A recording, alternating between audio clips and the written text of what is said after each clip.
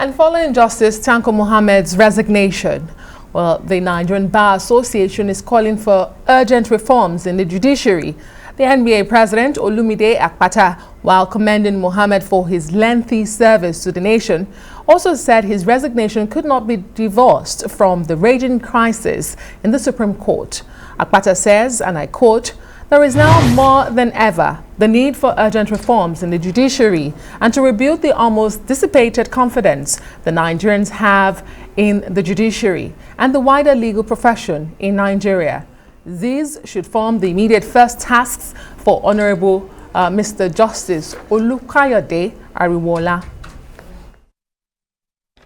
Right, let's bring in Professor Epiphany Azinge, a senior advocate of Nigeria and the former Director General of the Nigerian Institute of Advanced Legal Studies. Thank you so much for joining us on Newsnight tonight. Thank you very much. Well, a lot of people are already saying, look, this resignation, yes, the former CJN said it was due to ill health, but they're saying, look, it has more to do with the seeming lack of confidence, a vote of lack of confidence on the part of the justices of the Supreme Court based on that.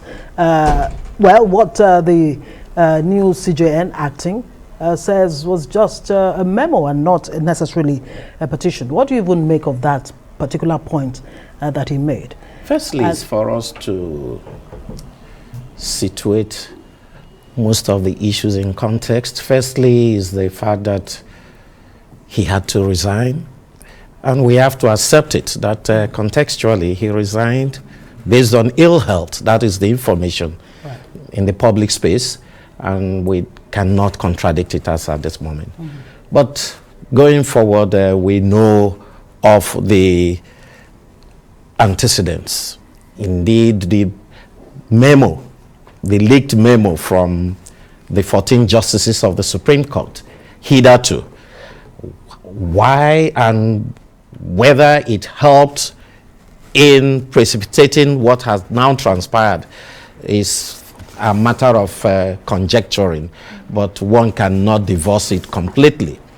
But all said, one can say that he chose the path of honor, whichever way one may look at it, whether for purpose of ill health or for purpose of other allegations. Hello, silence, please. He chose the path of honor, and to that extent, one must commend him for being that bold and for the dignity surrounding the way he has exited office. So we commend him for that. Indeed. Well, but let's look at the issues before we set the agenda for the acting CJN. Judges are set to be seen and not to be heard.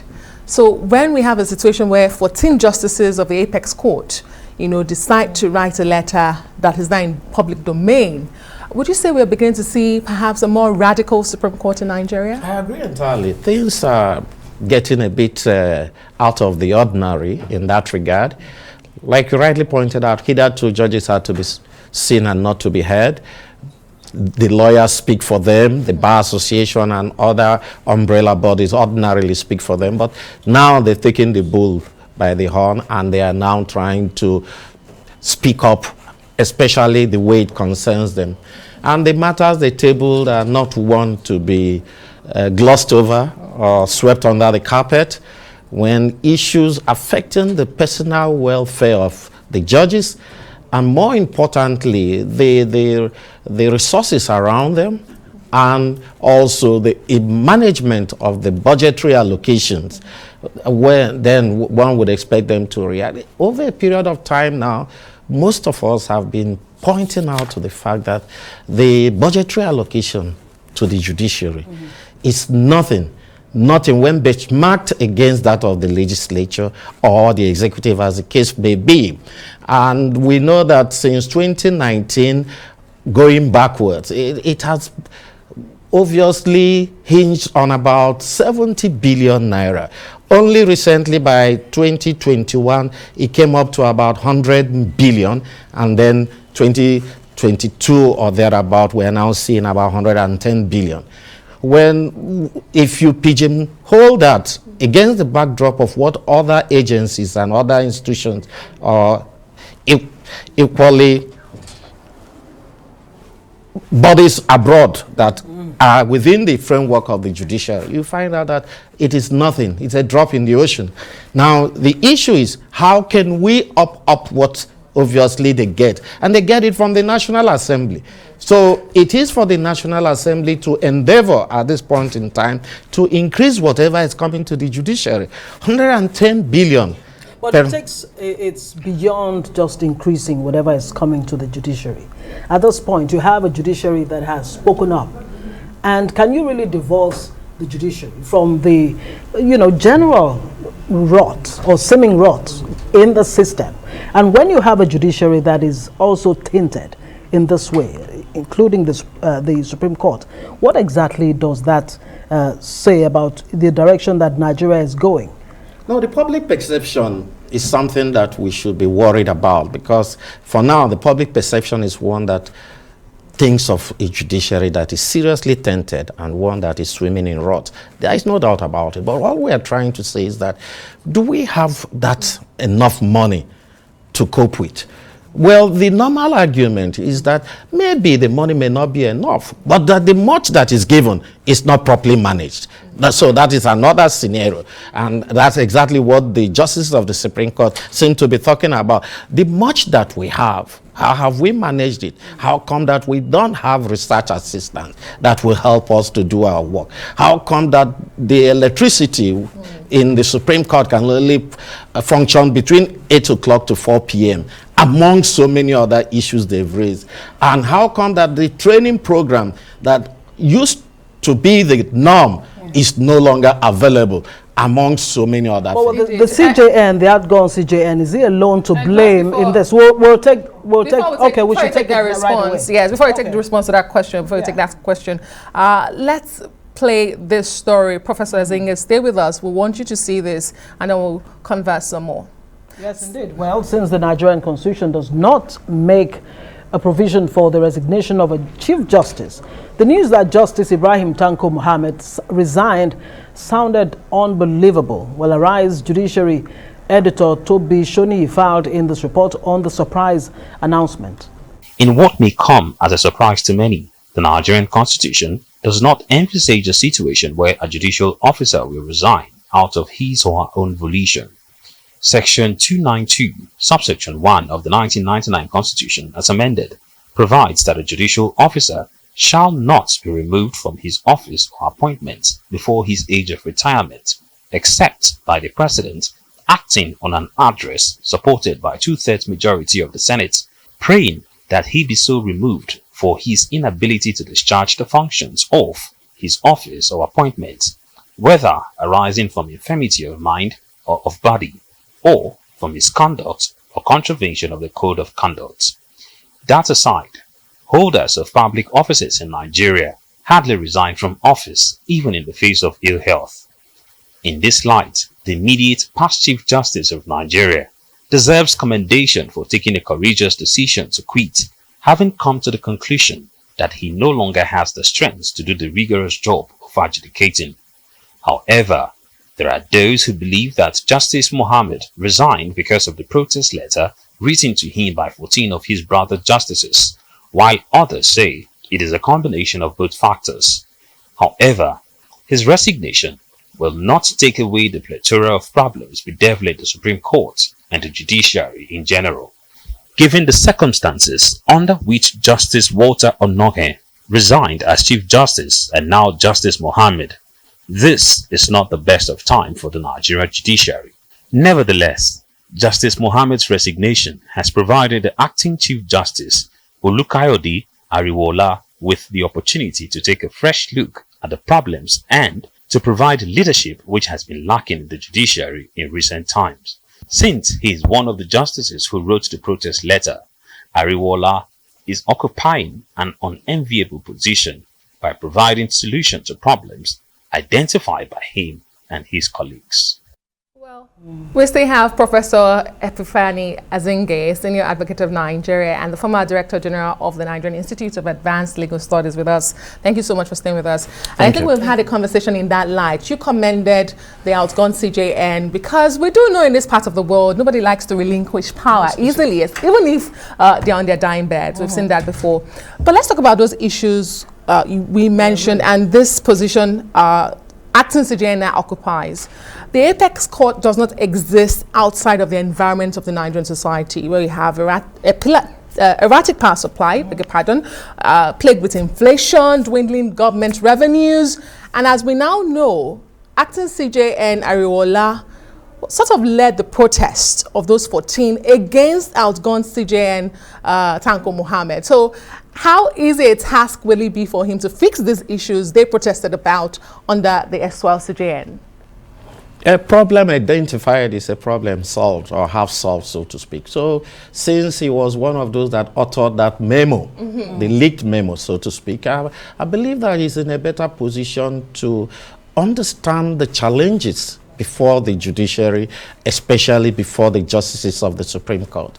Firstly is to find out how well money budgeted has been expended over a period of time and what should be available to his brother justices of the Supreme Court in that regard, amongst others. One, will there be enough money for the training of the justices abroad as and when necessary? Two, should there be provision now for accommodation and vehicles as itemized? And then thirdly, the issue of research assistance, will it now be possible to provide them with research assistance that should be paid by the judiciary and paid from the coffers of the Supreme Court? So these are some of the issues that they itemize. One is, will the money be available? If the money is not available, will he now show leadership by ensuring that a move is made and a motion is presented to that effect to the National Assembly, knowing fully well that these are the challenges and these were the challenges before he came on board, and to that extent he needs to do something before a memo is also leaked against him. Now, in terms of specifics, what exactly would you say should be the task before him now that he needs to address very, very quickly? Of course, you've talked about the issue of funding. There was the issue of, the erstwhile CJN taking care of his own welfare and that of his family, leaving the justices of the Supreme Court and so many others, elephant projects and, what have you, a walk of fame, for example, that he was building, for justices. What would be the immediate task he should address? Well, the welfare of judges, brother justices, is very, very critical at this point in time. And secondly, an enabling environment under which they can perform. The whole idea of being restricted or circumscribed within the period of 8 o'clock in the morning and 4 p.m. is totally unacceptable.